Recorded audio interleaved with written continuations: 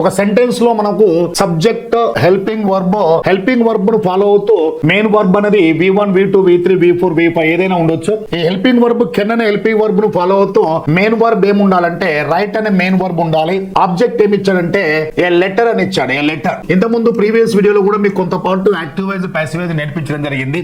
ఇందులో మనకు I can write A letter అనే యాక్టివ్ వైజ్ ను పాసివ్ వైజ్ కి ఎలా మార్చాలి, ఏ విధంగా మార్చాలనేది మనం డిస్కస్ చేయబోతున్నాం. ఈ పాసివ్ వైజ్ కి మార్చే క్రమంలో ఇచ్చిన సెంటెన్స్ లోని ఆబ్జెక్ట్ ను మనము సబ్జెక్ట్ గా మార్చాలి. ఆబ్జెక్ట్ ఏముంది, ఏ లెటర్ ఉంది.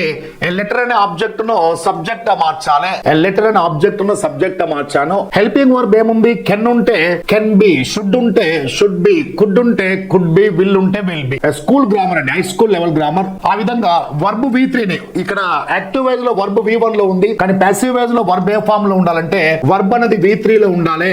Right, wrote, return. ఇక్కడ ఉన్న యాక్టివ్ వైజ్ లో ఉన్న సబ్జెక్ట్ ను ఆబ్జెక్ట్ గా మార్చాలి. ఐ ఉంటే మీగా మార్చాలి. ఐ ఉంటే ఎలా మార్చాలి, ఐ ఉంటే మీగా మార్చాలి.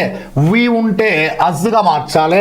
యు ఉంటే మార్చకూడదు, అలానే యు అని రాయాలి. ఏ సబ్జెక్ట్ దే ఉంటే ఆబ్జెక్ట్ ను దెమ్ గా మార్చాలి. హీ ఉంటే ఈ అనే సబ్జెక్ట్ ను హిమ్ గా మార్చాలి. షీ అనే సబ్జెక్ట్ ను హర్ గా మార్చాలి. ఇట్ ఉంటే ఇట్ అని రాయాలి. ఒక పర్సన్ నేమ్ ఉందనుకోండి, రాజు అని ఉంటే రాజు అని రాయాలి. అదే విధంగా ఎస్ స్వాతి అని ఉంటే స్వాతి అని రాయాలి. పేరును మార్చకూడదు, ఆబ్జెక్ట్ అలానే రాయాలి. ఇలా మార్చిన తర్వాత దాని ముందు బై అనే ప్రిపోజిషన్ గా ఖచ్చితంగా ఉపయోగించాలి. It is a passive voice. Basic grammar part competitive exam లో ఇంత సింపుల్ క్వశ్చన్స్ వచ్చే అవకాశం కూడా ఉంటుంది. ఓకేనా.